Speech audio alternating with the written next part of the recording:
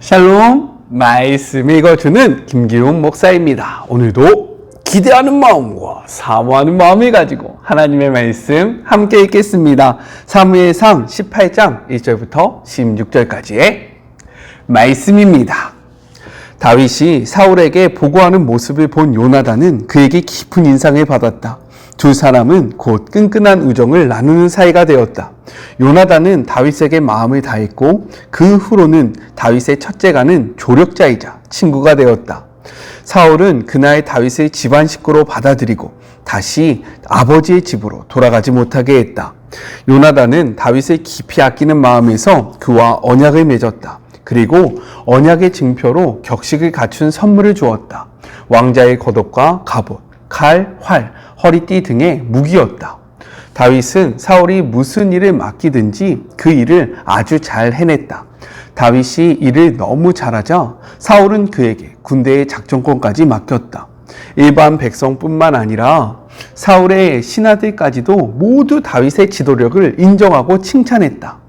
다윗이 블레셋 사람을 죽이고 나서 무리가 집으로 돌아올 때 이스라엘 모든 마을에서 여인들이 쏟아져 나와 노래하고 춤추면서 탬버린과 흥겨운 노래와 비파로 사울 왕을 환영했다. 여인들은 흥에 겨워 즐겁게 노래했다. 사울은 수천 명을 죽이고 다윗은 수만 명을 죽인다. 그 말에 사울은 몹시 화가 났다. 사울은 그것을 자신을 무시하는 말로 받아들였다. 그는 백성이 다윗에게는 수만 명의 공을 돌리면서 내게는 수천 명의 공만 돌리니 자칫하다가는 그에게 이 나라를 빼앗기겠구나 하고 말했다. 그때부터 사울은 다윗을 경계했다. 이튿날 하나님께서 보내신 어둡고 우울한 기운이 사울을 괴롭혔다. 사울은 거의 제정신이 아닌 상태로 떠들어댔다. 다윗은 의뢰하던 대로 하프를 연주했다.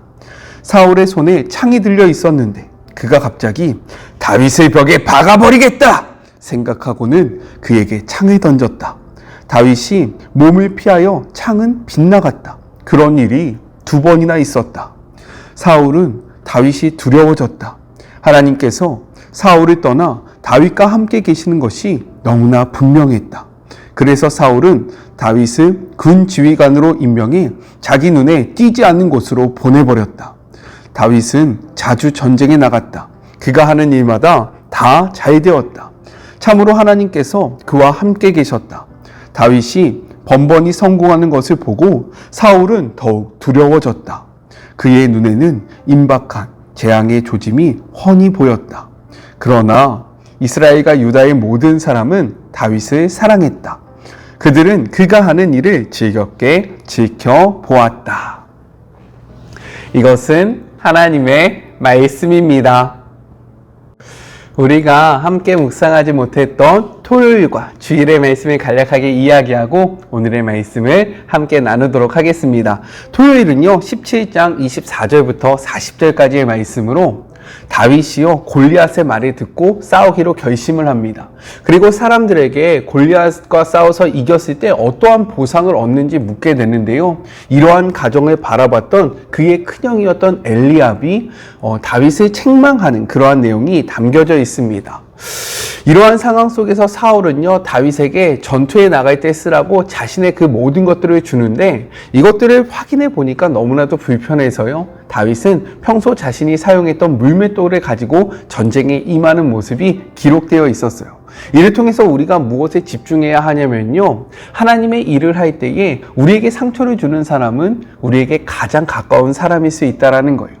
우리는 이 사실을 기억하면서 가장 가까운 사람들에게 상처받는 것을 두려워하지 않기를 주님의 이름으로 축복합니다. 주일은요 17장 41절부터 58절의 말씀으로 다윗이 골리앗을 향해 나아갈 때 골리앗은요 어린 다윗을 보면서 비웃고 저주를 합니다. 그러자 다윗은요 달려가면서 자신이 평소에 사용했던 그 물맷돌을 통해서 골리앗을 물리치게 돼요. 골리앗이 무너지자요 블레셋 사람들은 도망가기 시작하고 이스라엘 사람들은 큰 승리를 얻게 됩니다. 이를 통해서 우리가 주목해야 할 그러한 표현이 있어요. 무엇입니까? 다윗은요 골리앗을 물맷돌을 통해서 승리했다라는 거예요. 물리쳤다라는 거예요. 물맷돌은요, 평소 다윗이 사용했던 자신이 정말로 잘 다루었던 그러한 무기였습니다. 우리의 삶의 물맷돌은 무엇입니까? 우리가 세상과 싸울 때요, 갑자기 정말로 어떤 강력한 무기가 우리의 손에 쥐어지는 것이 아니라 하나님은요, 우리가 평소 사용하던 그 물맷돌을 통해서 세상과 싸워 이기기를 원하신다라는 거예요. 나의 물맷돌은 무엇인지를 확인해 보시고 정말로 내가 가장 잘 다룰 수 있는 이 물맷돌을 최선을 다해서 연습하는, 매일의 삶 속에서 나의 물맷돌을 정말로 잘 단련하는 주의 모든 자녀들이 되었으면 좋겠습니다. 그렇게 하고 계시죠? 네, 믿고 있어요. 오늘 말씀은요, 내용상 세 부분으로 나눠서 생각해 볼 수 있어요. 먼저 첫 번째 1절부터 5절, 요나단과 다윗의 언약에 대해서 이야기를 하고 있습니다. 우리 1절의 말씀을 같이 한번 읽어볼까요? 다윗이 사울에게 말하기를 마침에 요나단의 마음이 다윗의 마음과 하나가 되어 요나단이 그를 자기 생명같이 사랑하니라 라고 기록하고 있습니다. 이는 다윗을 향한 요나단의 뜨거운 사랑을 강조하고 있다는 거예요. 특별히 여기서 마음이라는 그러한 표현은요, 원어적으로 보면 생명, 영혼, 존재를 뜻하고 있습니다. 즉 이것을 다시 표현하면요, 이렇게 이야기할 수 있는 거예요. 요나단의 영혼과 다윗의 영혼이 연결되어 요나단이 다윗을 자기의 영혼을 사랑한 같이 깊이 사랑했다라는 겁니다. 요나단이 다윗을 이렇게 깊이 사랑할 수 있었던 이유는요, 골리앗을 처치한 다윗의 용맹함 뿐만은 아니었다라는 거예요. 성경은요, 1절의 기록, 우리가 방금 읽어보았을 때 무엇이라고 이야기합니까? 다윗이 사울에게 말하기를 마침에 라고 이야기를 하고 있고요. 그리고 메시지 성경은 무엇이라고 이야기하고 있냐면, 다윗이 사울에게 보고하는 모습을 본 요나단이다 라고 이야기하면서 그에게 깊은 인상을 받았다 라고 기록을 하고 있다는 거예요. 이를 통해서 우리가 무엇을 확인해 볼 수 있냐면요, 다윗과 그리고 사울의 그러한 대화 속에서 나타났던 다윗의 순수하고 성숙한 신앙의 인격을 통해서요, 요나단이 감동을 받게 되었고 요나단은 다윗을 사랑하게 되었다라는 거예요. 성경은요, 우리에게 이렇게 이야기하고 있습니다. 잠언 18장 20절의 말씀이에요. 사람은 입에서 나오는 열매로 말미암아 배부르게 되나니 곧 그의 입술에서 나오는 것으로 말미암아 만족하게 되느니라. 우리는 지금 어떠한 말을 사용하고 계십니까? 우리가 평상시에 사용하는 말은 무엇이에요? 우리의 말을 다시 한번 돌아보는 그런 복된 시간이 되었으면 좋겠습니다. 우리의 말이 우리의 영혼을 살찌우기 때문인 거예요.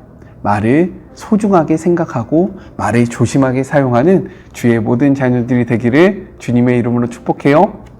파이팅! 자, 우리 3절의 말씀도 같이 한번 읽어볼까요? 요나단은 다윗을 자기 생명같이 사랑하여 더불어 언약을 맺었으며 라고 기록되어 있어요. 고대 근동의 계약 체결의 의식은요, 재물을 대칭으로 쪼개고 그 사이에 언약의 양 장사자들이 지나감으로 성립이 되었습니다. 이는요, 계약을 위반하는 자는 이 재물과 같은 처지가 될 것이다 라는 의미가 담겨져 있다라는 거예요.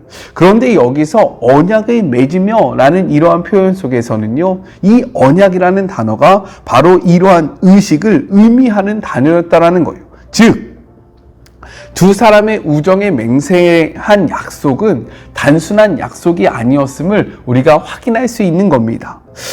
이렇듯 우리가 성경의 기록을 계속해서 보면요, 앞으로 요나단과 다윗의 언약은 단 한 차례의 변질도 없이 계속 유지되었음을 확인할 수 있습니다.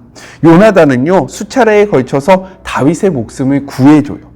그리고 다윗은 요나단이 죽었을 때 몹시 슬퍼하며 애가를 지우고요, 그리고 죽은 요나단의 아들 무비보셋을 극진하게 돌봅니다.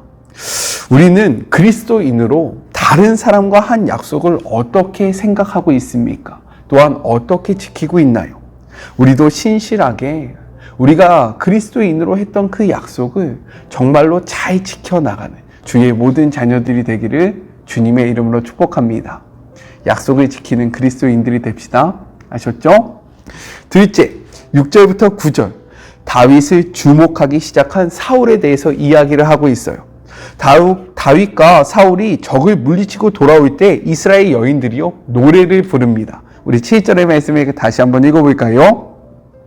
여인들이 뛰놀며 노래하며 이르되 사울이 죽인 자는 천천히요 다윗은 만만이로다 한지라 라고 이야기해요. 여기서 비교되는 천과 만은요 숫자 이상의 의미가 담겨져 있습니다. 만이라는 숫자에는요 수없이 많다라는 의미로 우두머리라는 뜻이 담겨져 있기 때문인 거예요. 그러므로 사울은요 만만이라는 그러한 수 앞에서 자신이 천천히다 라는 소리를 들었을 때 그가 격노했던 이유가 무엇이냐면 이 만만이라는 단어 속에는 우두머리라는 단어가 포함되어 있기 때문에 그는 이렇게 이야기를 한 겁니다. 우리 8절의 말씀을 같이 한번 읽어볼게요. 사울이 그의 말에 불쾌하며 심히 노하여 이르되 다윗에게는 만만 즉 우두머리를 돌리고 내게는 천천만 돌리니 그가 더 얻을 것이 나라 말고 무엇이냐라고 이야기한 거예요. 그런데 우리 여기서 한번 생각해 봅시다. 사실 이 전쟁에서 사울이 했던 것은요 아무것도 없었어요. 그리고 다윗이 목숨을 걸고 전투를 성공적으로 수행했기 때문에 이스라엘이 구원을 받은 겁니다. 그래서 사울은요 다윗에게 고마움을 느껴야 했어요. 하지만 사울의 관심은요 오직 자기의 인기와 왕권밖에 없었다라는 거예요. 그렇기 때문에 백성들이 다윗을 높게 평가하는 그 모습을 보면서 자신의 왕권의 위태로움을 느끼고 분노를 했다라고 우리는 생각할 수 있는 겁니다. 이렇듯 사울은요 왕권이 하늘로부터 오는 것이 아니라 즉 하나님께로부터 오는 것이 아니라 백성으로부터 온다라고 생각했다라는 거예요. 이러한 사울의 모습은 이전부터 이후까지 동일합니다. 그렇기 때문에 그는요 하나님께 집중하는 삶이 아니라 백성들의 반응, 백성들의 모습, 백성들의 소리에 집중하는 삶을 살아갈 수밖에 없었다라는 거예요. 이 말씀 앞에 우리는 어떠합니까? 사울처럼 모든 것이 어디로부터 나온다라고 생각해요. 우리가 살아가는 그 모든 것이 하나님께로부터 온다라고 생각합니까? 아니면 세상으로부터 온다라고 생각합니까? 우리의 모습이 사울과 같지 않기를 주님의 이름으로 간절히 축복합니다. 우리가 주목해야 하는 것은요 백성들의 반응, 세상의 반응이 아니라 하나님의 반응, 하나님의 생각이라는 거예요. 하나님께 집중하여 하나님의 마음이 어디에 있는지를 분별하고 알아가기에 힘쓰는 주의 모든 자녀들이 되었으면 좋겠습니다. 네, 순간 아라라라 이렇게 조금 했는데 그냥 넘어갈게요. 괜찮죠? 셋째, 10절부터 16절 맡겨진 자리에서 최선을 다하는 다윗의 모습을 담고 있습니다. 우리 10절의 말씀 같이 한번 읽어볼까요? 그 이튿날 하나님께서 부리시는 악령이 사울에게 힘있게 내리매 그가 집안에서 정신없이 떠들어대므로 다윗이 평일과 같이 손으로 수금을 타는데 그때에 사울의 손에 창이 있는지라 라고 이야기합니다. 다윗을 향한 사울의 분노가요 악령의 활동에 구실을 줬다라는 거예요. 악령에 사로잡힌 사울은요 자신을 위해서 수금을 타는 다윗을 향해 무엇을 합니까? 창을 던집니다. 여기서 던지다라는 이 단어는요 요나가 바다에 던져질 때 사용되었던 단어인데 이 단어에는 어떠한 의미가 담겨져 있냐면 감정을 실어 거칠게 던지는 것을 뜻한다라는 거예요. 창으로 적군을 물리치면서 전쟁터에서 살아왔던 사울이 지금 힘있게 창을 던졌는데 어떻게 됩니까? 성경의 기록을 보니까 다윗이 이를 2번이나 피하게 됩니다. 그리고 이 모습을 통해서 사울은 두려움을 느꼈다라는 거예요.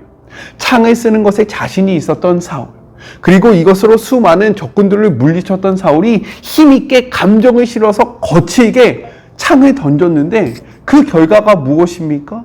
다윗이 이것을 2번이나 피함으로 말미암아 사울은 느낀 거예요. 하나님이 다윗과 함께 하시는구나. 하나님이 함께하는 다윗을 보면서 그러므로 사울은 두려움의 감정을 느낄 수밖에 없었던 겁니다. 이 상황 속에서 사울은요 다른 꾀를 지어냅니다. 우리 13절의 말씀을 같이 한번 읽어볼까요? 그러므로 사울이 그를 자기 곁에서 떠나게 하고 그를 천부장으로 삼음에 그가 백성 앞에 출입하며 라고 기록되어 있어요. 사울은요 다윗을 천부장으로 삼아서 자신을 대신해서 전쟁에 참여시킵니다. 그 의도는 무엇이냐면 정말로 생과 사가 왔다 갔다 하는 전쟁에 보내면서 이가 죽기를 바랬다라는 거예요. 그러나 사울의 의도와는 다르게 다윗은요, 그 모든 일들 가운데 전쟁의 승리로 이끌면서 그의 명성은 점점점 높아졌습니다. 우리 16절의 말씀을 같이 한번 읽어볼까요? 온 이스라엘과 다윗은 다윗을 사랑하였으니 그가 자기들 앞에서 출입했기 때문이었더라 라고 이야기합니다. 여기서 출입하다는 것은요, 맡겨진 일을 잘 감당하고 있음을 보여준다라는 거예요. 이렇듯 다윗은요, 어디에 있든지 자신에게 맡겨졌던 일을 최선을 다해서 했습니다. 아버지의 아들로 양을 치는 자리에서는요, 그 양 치는 일에 최선을 다했고, 수금 타는 역할을 할 때는요, 최선을 다해서 수금을 탔고, 이제는 자신을 죽이려 하는 그 사울이 자신의 전쟁터로 내보냈을 때, 야, 얘가 나를 죽이기 위해서 이런 방법을 썼구나, 불평불만했던 것이 아니라 맡겨진 자리에서 최선을 다했다라는 겁니다. 그래서 하나님은 그때마다 다윗과 함께 하셨고요, 다윗과 함께하는 하나님으로 말미암아 많은 사람들은 다윗을 더욱더 사랑하게 되었다라고 성경은 이야기하고 있어요. 이 말씀을 듣는 사랑하는 우리 마리목 가족들에게 하나님께서 허락하신 삶의 자리는 어떠한 자리입니까? 그 자리가 높은 자리이든 낮은 자리이든 귀한 자리이든 천한 자리이든 상관없이 하나님이 허락하신 그 삶의 자리를 최선을 다해서 지켜나가는 주의 모든 자녀들이 되었으면 좋겠습니다. 그러할 때에 하나님은요, 우리와 함께 하시고 하나님이 함께 하심으로 말미암아 우리는 그곳에서 샬롬을 누리고 많은 사람들이 우리로 인해서 정말로 그 샬롬을 함께 누리게 되고, 이로 말미암아 사람들은 우리를 사랑하게 되고 하나님을 바라보게 된다라는 거예요. 하나님이 허락하신 삶의 자리가 어디인지 저는 알지 못하지만 그 자리에서 최선을 다하는 주의 모든 자녀들이 되기를 주님의 이름으로 축복합니다.